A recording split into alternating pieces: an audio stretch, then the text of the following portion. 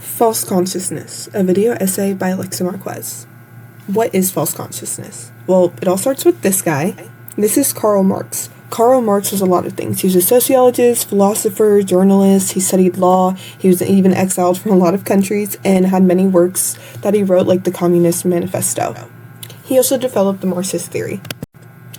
The Marxist theory is a framework that Karl Marx uses when he analyzes society, mainly analyzing it through struggles between the working and owning classes. From this, Marx derives the idea of false consciousness.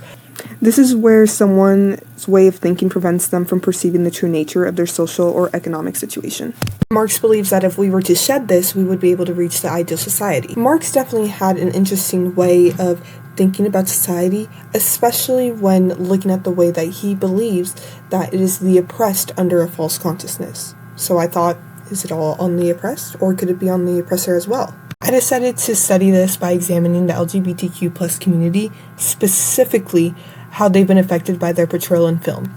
I wanted to start by recalling a documentary I've watched previously called Disclosure on Netflix. This is a documentary in which the trans community talks about their struggles with the way the media has portrayed them. One of the examples they gave is the villainization of trans or gay characters.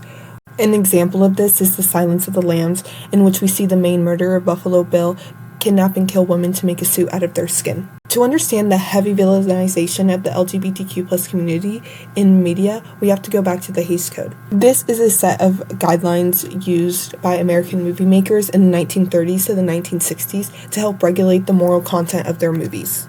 One of these guidelines reading, "No picture shall be produced which will lower the moral standards of those who see it. Hence the sympathy of the audience shall never be thrown to the side of crime, wrongdoing, evil, or sin." A way to get around this for a lot of movie makers was to do wrongdoing or kill off those characters who were committing those sins or crimes. From this stemmed the bury your gay trope. This trope helps highlight the villainization and horrible storylines that are often given to LGBTQ characters. An early example of this that we see is The Children's Hour, in which Martha kills herself after she realizes that the feelings that she's been accused of having for her female coworker are true.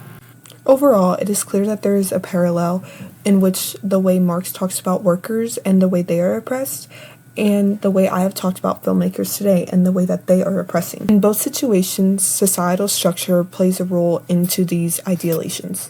In my example, we can see that the Hays Code is the originator of a lot of these societal ways of thinking, and thinking that it is normal for LGBTQ plus characters to either die or have negative storylines that don't represent the community accurately at all.